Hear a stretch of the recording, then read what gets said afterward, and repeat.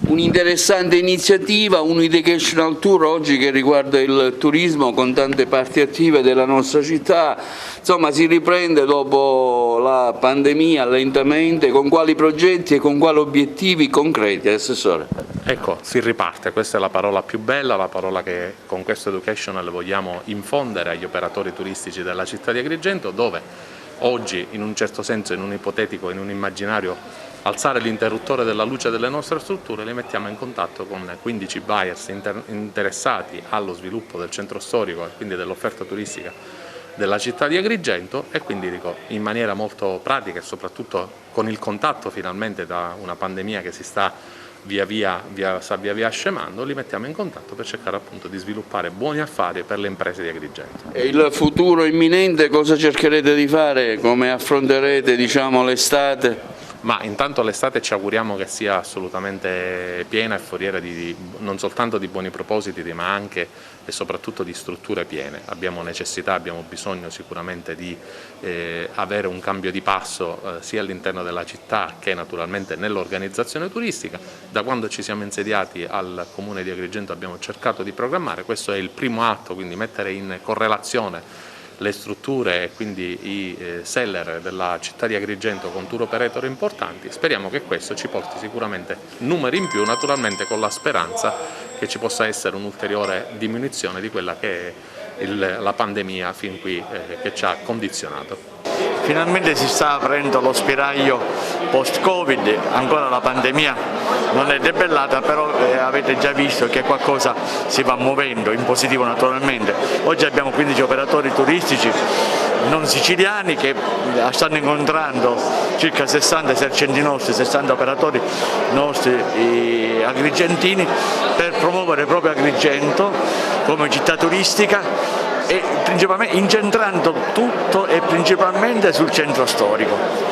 Quindi finalmente la Valle dei Templi, anche se è fondamentale, la Scala dei Turchi, anche se è conosciutissima, non saranno più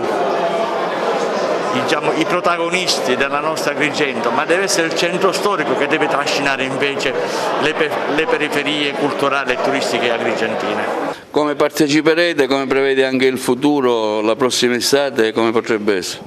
Allora, noi siamo molto fiduciosi, partecipiamo con grande piacere e diamo atto anche a tutti l'amministrazione, a tutti coloro i quali si stanno attivando per cercare di rilanciare Agrigento come meta turistica e quindi valorizzare quelle che sono le offerte sia esperienziali oltre che culturali e gastronomiche della città. Noi speriamo di poter riuscire a superare questo momento difficile perché abbiamo tutte le carte in regola per poter essere una meta importante e quindi con un giro anche economico interessante per tutti gli operatori che hanno molto sofferto in questo periodo. Ecco, riprenderete l'attività alla terrazza, ricordo la cena, insomma con la musica, ci saranno di nuovo questi momenti? Sì, noi riapriamo oggi, stasera in terrazza già si comincia a cenare, abbiamo in mente anche di organizzare degli eventi musicali perché vorremmo creare questa alleanza con i musicisti perché ristorazione e cultura e i musicisti in particolare sono le categorie che sono state più penalizzate in questo periodo proprio con questo slogan che è Food for Music, quindi noi stiamo preparando il programma, appena possibile lo metteremo su. Ricordiamo chi prepara i piatti chiaramente. Certamente e sarà un piacere per noi, per la nostra Mare Cisse che purtroppo non ha avuto il modo di gustare il successo conseguito a livello nazionale e internazionale proprio a causa di questa pandemia che ha dovuto interrompere ogni attività.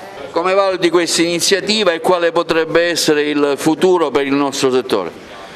Beh, intanto il centro storico di Agrigento io ho sempre detto che è una sorta di albergo diffuso della città di Agrigento, considerate che nel pieno delle attività in tempi normali prima del Covid mediamente ci sono 900 posti letto al centro storico di Agrigento. Quindi già è di per sé un posto che merita attenzione anche per produrre servizi a favore di questi posti letto.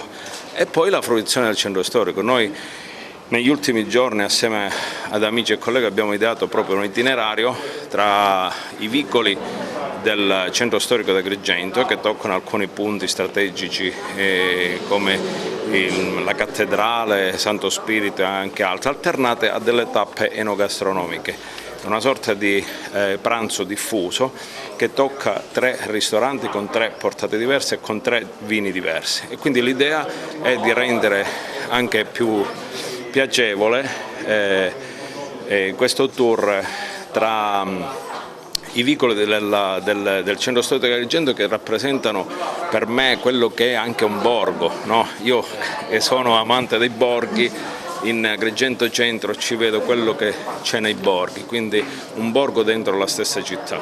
Ovviamente il tutto guidato da una delle guide agrigentine. Penso che sia un'operazione abbastanza interessante e ci si augura che ce ne siano sempre di più, perché mettono nelle condizioni di poter incontrare il mondo della domanda con il mondo dell'offerta turistica di Agrigento.